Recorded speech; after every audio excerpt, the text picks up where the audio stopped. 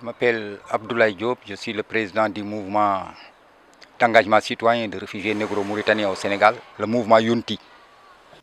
Alors, Abdoulaye Diop, que retenez-vous des événements tragiques de 1999 entre le Sénégal et la Mauritanie?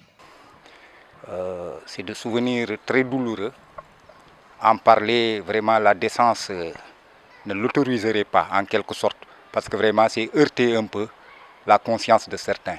Mais ce qui est important à retenir, c'est la machination politique que le système des morts, c'est-à-dire le système Beydan, a fait pour déporter 100 000 négro-mauritaniens. Ils se sont acharnés sur la population négro-mauritanienne.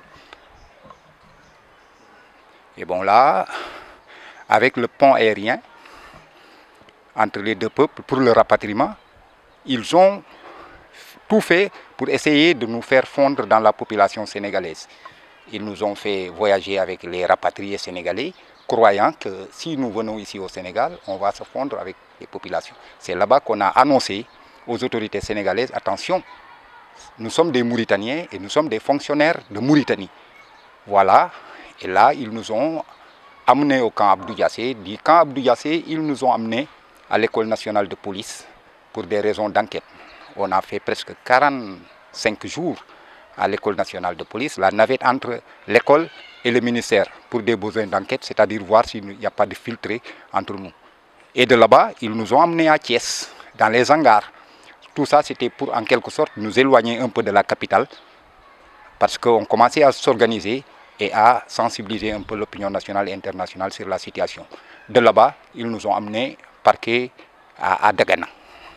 C'est de Dagana que j'ai quitté pour venir ici parce que les conditions étaient intenables. Et c'est le camp qui regorgeait le plus grand nombre de fonctionnaires expulsés. Les gouverneurs, les commissaires et tout étaient là-bas. Et c'est à partir de là-bas que je me suis rabattu à Saint-Louis pour peut-être essayer de me débrouiller tant soit peu, dispenser des cours, travailler dans les ONG jusqu'à ce que le glaucome m'est arrivé. Maintenant, je suis là. Depuis lors, comment vivez-vous au Sénégal durant ces 30 dernières années?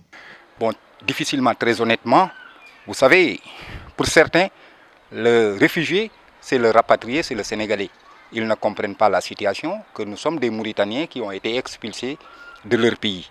Maintenant, avec la population, très honnêtement, ça marche très bien, c'est une bonne cohabitation.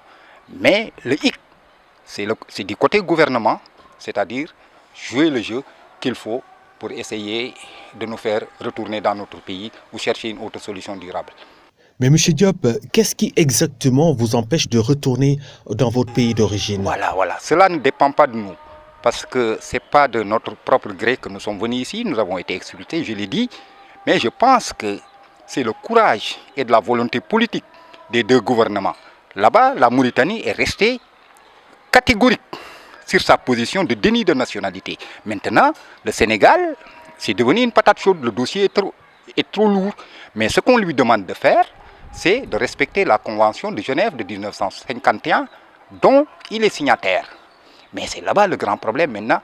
Il essaye de nous demander, vous avez duré ici, il faut qu'il y ait une clause de cessation et vous vous naturalisez. Et ça, ce n'est pas le cas de tous les négro-mauritaniens parce que nous, on mène un combat. Et c'est un combat de principe. Et aussi, on préserve un peu le devoir de mémoire.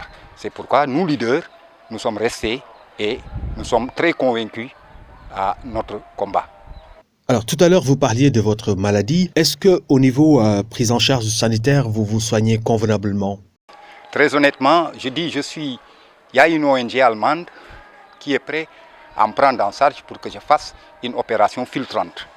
Vous voyez ce passeport, c'est depuis 92. Je vous dis 92. J'arrive pas à le proroger, on ne me fait pas un nouveau passeport et sans passeport, tu ne peux pas voyager. Et je vis difficilement avec cette maladie et sous le silence de ces autorités. M. Diop, quel appel vous lancez à l'endroit de vos compatriotes qui suivent ITV et écoutent iRadio? L'appel, c'est le courage, de s'armer de courage, parce que l'humanité n'est pas un état à subir, c'est une dignité à conquérir. Et il faut tout faire pour l'esprit de patriotisme ne pas te quitter. Et je pense que les gens sont fatigués, très honnêtement, tout le monde ne peut pas le faire, mais ce qui est clair, c'est de mener le combat. L'injustice que ce gouvernement mène, nous essayons de tout faire pour que la communauté internationale soit saisie de cette affaire et que la Mauritanie soit astreinte vraiment à ses obligations de respecter les droits humains, surtout les droits des Négro-Mauritaniens. Abdoulaye Diop, les rédactions de ITV et iRadio vous remercient.